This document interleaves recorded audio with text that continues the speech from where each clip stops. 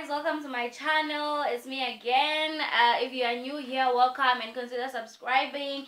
And if you're already subscribed, thank you so much for your support. Yeah, so without wasting any time, let's get into the story. And before I tell you the story, you guys, I'd love to let you know this. Psychologist says telling a story is not a direct replay of what happened. Rather, it's a construction. It's a construction trying to make an understandable story. Yeah. So if I mix up stuff or ramble a lot or stuff like that, just forgive me. It's not me, it's the human memory. So yeah. And then yeah, let's get into the story. So I was coming back from home, like it was the end of the holidays. I was going to Pretoria, but then for some reason I got into the bus that was going to Johannesburg. So when I get into the bus, it was okay. I was like, okay, it's fine. I'll just get to Johannesburg and get another taxi to Pretoria. It's okay. And then we went to Johannesburg, right?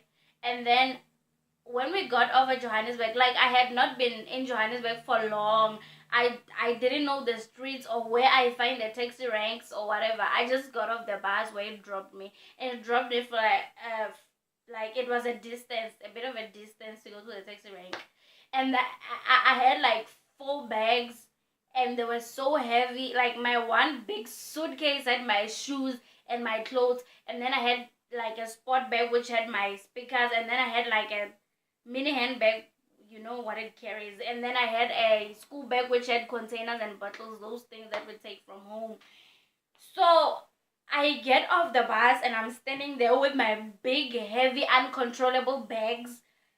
I'm like, I don't know where to go, and my bags are heavy. So I'm standing there and looking around, and then this guy comes. This guy happens. It's like, hey, I would love to help you carry your bags and take you where you're going.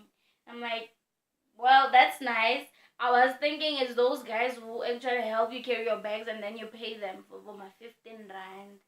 Yeah, stuff like that. And then he was like, okay. And then he took the bigger suitcase.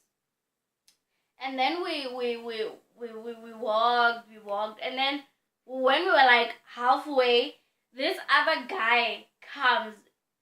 It looks like they're friends, and is like, hey, do you know how much you're gonna pay for that bag being dragged? And I'm like, no, I don't know. It's like 100 rands. 100 rands? That is so much unreasonable. I can't pay 100 rands for a person dragging my bag.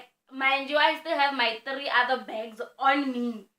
Even if he had all of them, like 100 rands is so much unreasonable. I was like, no, I can't pay 100 rands. And it's like, you are gonna pay me 100 rands, or I'm gonna take your big suitcase.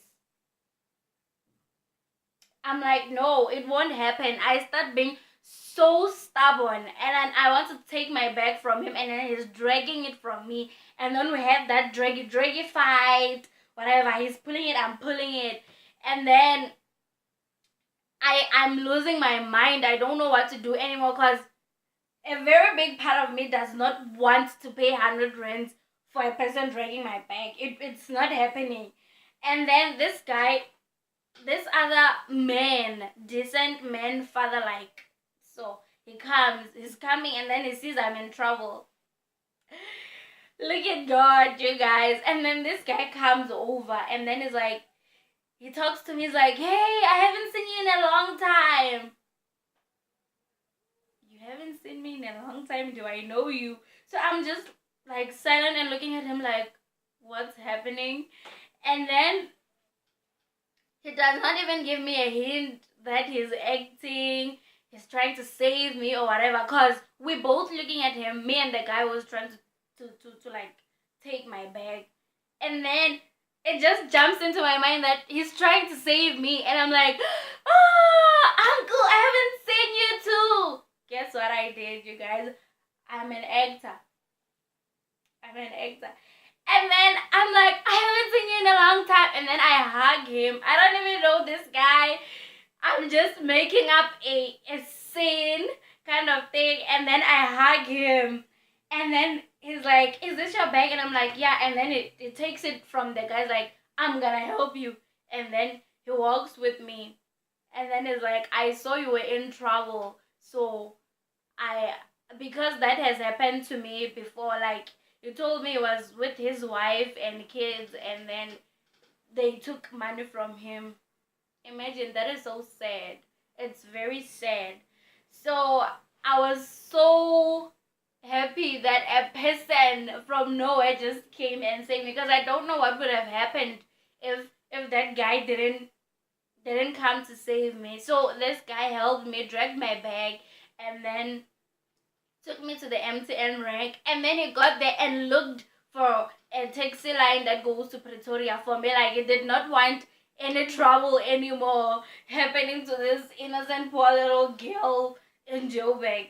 And then he looked for the taxi, and then he showed me, and then I stood there, and then he was like, no, you don't even need to pay me. And then he walked away. I was like, God bless him. He's such an angel. He's such an angel. And that's how I was saved. Let me tell you what happened after that. After this guy walked away, after him saving me, there's this one who is conducting to get is controlling people, like how do you get into the taxi, whatever. That's his job, I think. So he's like, stand over there. I'm like, why am I standing over there? Like, I'm here and I want to get into the taxi, like, you know? And then it's like, stand over there. You can't get into the taxi with those bags. And I'm like, what's happening? So I'm supposed to leave my bags here. So he's like, if you want to get into the taxi, you have to pay me. What? How do I pay you? I should be paying the driver, right? I should be paying if my bags occupy a seat, right? But no, I must pay him and still control my bags. It's not like my bags are taking another seat. And the driver is not aware of this. He's standing like far, and then he's waiting for the taxi to fill up. Like, if there was a person I was supposed to pay, is the driver, right? The driver is okay just as long as I can control my bags, like they don't fall on people or close the way or whatever. This guy wants me to pay him, and I'm like, should I be stubborn again or just give him the money? There might not be an angel this time. And then I'm standing like, and then he takes people from behind me into the taxi, and then I'm left outside and the taxi goes. So I have to wait for another one. He's like, if you still want to stand there, stand. But if you want to go, pay me. And I'm like, okay. He's like, I want 15 rands. And then I gave him 15 rands. For nothing. For nothing. Just so I can get into the taxi, I paid him 15 rands. So that's what's happening in Johannesburg. People are cashing in with other people who can't do anything. It is so sad. It's so sad, you guys. So I ended up getting into the taxi and back to Pretoria safe. Thank God. And yeah, that's my story. And thank you so much for watching. If you enjoyed my story, please give it a thumbs up, press the like button, and comment down below. Let me know of your story that has happened once in Joburg or anywhere. Yeah, so that's that. Thank you so much for watching. I love you all.